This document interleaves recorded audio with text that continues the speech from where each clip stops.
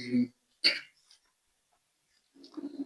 ألم تر إلى الذين يجادلون في آيات الله أنى يصرفون الذين كذبوا بالكتاب وبما أرسلنا به رسلنا فسوف يعلمون إذ الأغلال في أعناقهم والسلاسل يسحبون في الحميم ثم في النار يسجرون ثم قيل لهم أين ما كنتم تشركون من دون الله قالوا ضلوا عنا بل لم نكن ندعو من قبل شيئا كذلك يذل الله الكافرين ذلكم بما كنتم تفرحون في الأرض بغير الحق وبما كنتم تمرحون ادخلوا أبواب جهنم خالدين فيها فبئس مثوى المتکبرین۔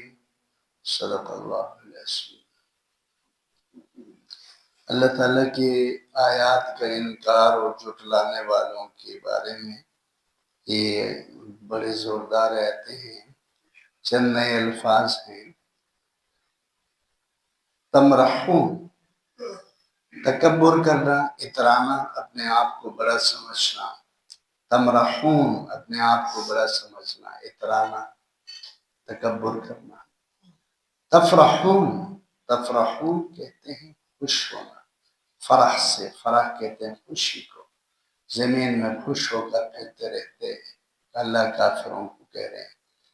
اچھا، یسحبون، گھسیٹے جائیں گے، یسحبون گھسیٹے جائیں گے۔ اچھا، یسجرون، یسجرون یہ جہنم میں چونک دیے جائیں گے، پھینک دیے جائیں گے، داخل کر دیے جائیں گے۔ اس کے معنی ہے اغلال کہتے ہیں توق کو، اعناق کہتے ہیں گردن کو، سلاسل کہتے ہیں زنجیروں کو۔ سلاسل زنجیریں، اعناق گردن، اغلال توق۔ اچھا، آیات کا ترجمہ آپ سن لیجئے۔ الم تر الی الذین یجادلون فی آیات اللہ، اے نبی جی آپ نے دیکھا نہیں ان لوگوں کو جو اللہ کی آیات میں بحث کرتے ہیں، اللہ کی آیات کے بارے میں بحث کرتے ہیں۔ انا یصرفون، یہ کہاں پھر رہے ہیں، یہ کہاں جا رہے ہیں۔ الذین کذبوا بالکتاب، یہ وہ لوگ ہیں جنہوں نے کتاب کی تکذیب کی، کتاب کو جھٹلایا۔ وَبِمَا أَرْسَلْنَا بِهِ رُسُلَنَا، اور ہر اس کام کو جھٹلایا جن کو ہم اپنے نبیوں کو دے کر بھیجا ہے۔ فَسَوْفَ يَعْلَمُونَ، ان قریب ان کو پتہ چل جائے گا، ان قریب ان کو پتہ چل جائے گا۔ کب؟ اِذِ الْأَغْلَالُ فِي أَعْنَاقِهِمْ، جب توق ڈال دی جائیں گے ان کی گردنوں میں، والسلاسل، اور زنجیروں میں یہ گھسیٹ باندھ کر، یسحبون فی الحمیم، گرم پانی میں گھسیٹے جائیں گے۔ ثم فی النار یسجرون، پھر یہ اسی حالت میں جہنم کی آگ میں جھونک دیے جائیں گے۔ ثم قیل لہم این ما کنتم تشرکون، پھر ان سے کہا جائے گا کدھر ہے جن کو تم اللہ کے ساتھ شریک کرتے تھے، تمہارے وہ بت کدھر ہیں؟ من دون اللہ، جو اللہ کے علاوہ تم پکارتے تھے، عبادت کرتے تھے۔ قالوا، یہ کہیں گے ضلوا عنا، ہم تو گم کر چکے ہیں، بل لم نکن ندعو من قبل شیئا، جھوٹ بولیں گے، کہیں گے ہم تو اس سے پہلے تو کسی کی عبادت ہی نہیں کرتے تھے۔ کذالک یضل اللہ الکافرین، اللہ اسی طرح گمراہ کرتا ہے کافروں کو۔ ذالکم بما کنتم تفرحون فی الارض، یہ اس لیے کہ یہ تم یعنی کافر لوگ زمین میں بڑے خوش ہو کر بغیر کسی حق کے چلتے پھرتے تھے۔ وبما کنتم تمرحون، اور پھر زمین میں اپنے آپ کو بڑا سمجھ کے اتراتے تھے۔ لہذا ادخلوا ابواب جہنم، آج تم جہنم کے دروازوں میں داخل ہو جاؤ، خالدین فیہا، اس جہنم میں ہمیشہ رہو گے۔ فبئس مثوى المتکبرین، اللہ فرما رہے ہیں کہ انتہائی برا انجام ہے تکبر کرنے والوں کا۔ اللہ تعالیٰ حفاظت فرمائے۔ اچھا،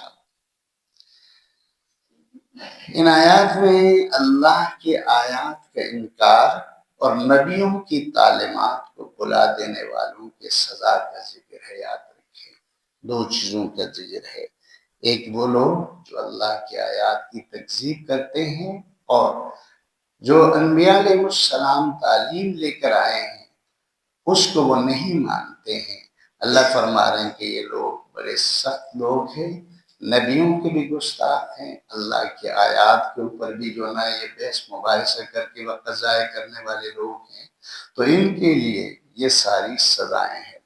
اس میں ایک عجیب بات آئی، آپ اس کو پہلی مرتبہ سن رہے ہیں۔ اللہ فرما رہے ہیں کہ یہ زنجیروں میں باندھ کر کس کے باندھ دیے جائیں گے، فی الحمیم، گرم پانی کے اوپر گھسیٹے جائیں گے۔ حضرت جی، جس چیز کو اللہ گرم پانی کہہ رہے ہیں نا، یہ ہمارے گھروں میں جو گرم پانی ہے یہ نہیں ہے، سمجھ رہے ہیں؟ 100% گرم ہے، انسان کے جسم کے اعضاء ریزہ ریزہ ہو جائیں گے اس سے۔ پہلے فرما رہے ہیں کہ پہلے تو ہم ان کو کیا کریں گے، ان کو اچھی طرح کس کے باندھیں گے، اور باندھنے کے بعد توق ان کے گلے میں ڈال کر گرم پانی کے اوپر ان کو گھسیٹیں گے، فرشتے ان کو گھسیٹ کر ثم فی النار یسجرون، اس کے بعد زمانے کے بعد پھر اللہ تعالیٰ ان کو آگ میں پھینک دیں گے۔ اللہ تعالیٰ حفاظت فرمائے۔ تو جہنم میں گرم پانی ایک مستقل عذاب ہے، سمجھ میں آ گیا؟ گرم پانی ایک مستقل عذاب اللہ کے عذابوں میں سے ہے۔ تو اللہ فرما رہے ہیں کہ جو اللہ کی آیات کا انکار کرتے ہیں، رسولوں کی تعلیمات کا انکار کرتے ہیں، ان لوگوں کو آخرت میں جو سزا ہوگی اس سزا میں گرم پانی کا عذاب بھی شامل ہوگا، اور اس سزا میں جہنم کی آگ بھی شامل ہوگی۔ پھر اللہ تعالیٰ ان مشرکین کو یہ کہے گا کہ تم جن کو میرے ساتھ شریک کرتے تھے، بتوں کو، لات کو، منات کو، عزا کو، جو بڑے بڑے بت بنا کے رکھے ہوئے تھے، ادھر ہے، لے تو آؤ، اپنے آپ کو بچا کر تو دیکھو، آج تمہارے خدا تم کو اس عذاب سے بچائے تو صحیح جن کو تم خدا مانتے تھے۔ تو اللہ فرما رہے ہیں کہ یہ اس وقت جھوٹ بولیں گے کہ ہم تو ان کو نہیں پکارتے تھے بھائی، لیکن یاد رکھو ان کے جھوٹ کا کسی صورت میں بھی جو ہے نا بھائی، کسی بھی طرح سے ان کو فائدہ نہیں ہوگا۔ تو اللہ تعالیٰ نے فرمایا کہ ان کو جہنم میں داخل کیا تھا۔ مسلمانوں کو اللہ نے ایک لفظ میں ہم کو اللہ تعالیٰ نے اس کے آخر میں ایک سبق دیا، فرمایا کہ فبئس مثوى المتکبرین، میرے متکبر بندوں کا انجام بہت برا ہے، انجام بہت برا۔ یاد رکھو، کفر ہے، شرک ہے، منافقت ہے، یہ تکبر کے انجام ہے۔ سمجھ میں آ گیا؟ تکبر جب انسان کے اندر آ جاتا ہے، انسان اپنے آپ کو بڑا سمجھنے لگتا ہے، تو پھر برائیوں کے دروازے اس کے لیے کھل جاتے ہیں، پھر وہ شرک میں بھی پڑ جاتا ہے، پھر وہ جو نا کفر میں بھی پڑ جاتا ہے، اور ضد میں آ کر منافق بھی بنتا ہے۔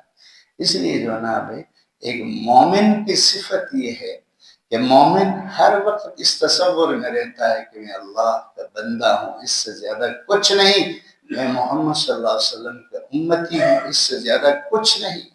یہ جو ہم نے اپنے ناموں کے ساتھ القاب لگایا نا، فلاں فلاں فلاں فلاں، آگے پیچھے نام کے، علماء کے، مولویوں کے لگتے ہیں، یاد رکھو یہ پسندیدہ نہیں ہے، یہ پسندیدہ نہیں ہے۔ اللہ کا بندہ رہنا ہی پسندیدہ عمل ہے، پیغمبر کا امتی بن کے رہنا ہی ہمارے لیے زیادہ بہتر اور فائدے کا کام ہے، کیونکہ ان چیزوں کی وجہ سے تو تکبر آ جاتا ہے۔ حج کرنے کے بعد اپنے آپ کو حاجی کہنا، جہاد کرنے کے بعد مجاہد پکارنا، تبلیغ کرنے کے بعد تبلیغی پکارنا، یہ چیزیں جو نا بھائی ناپسندیدہ ہے، ان کو نہ کرنا بہتر ہے۔ حج کرے کسی کو پتہ ہی نہ چلے، عمرہ کرے کسی کو پتہ ہی نہ چلے، اس کا ذکر ہی کوئی نہ کرے۔ آپ کے نیک اعمال دنیا میں اگر لوگ ان کا ذکر کرتے ہیں نا، تو انسان کے اندر بڑائی آ جاتی ہے کہ میں بھی کچھ ہوں، یہ میں بھی کچھ ہوں جو نا، یہ آہستہ آہستہ انسان کو تکبر کے اندر، فخر کے اندر، غرور کے اندر، اپنی بڑائی اور کی سوچ کے اندر انسان کو لے جاتا ہے۔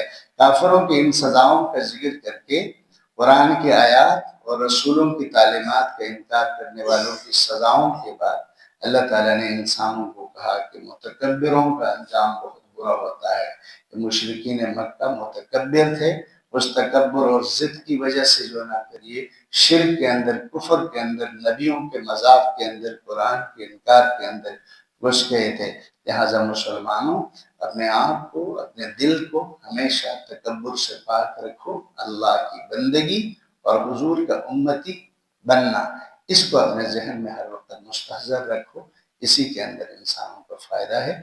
اللہ تعالیٰ ہمیں سمجھ عطا فرمائے۔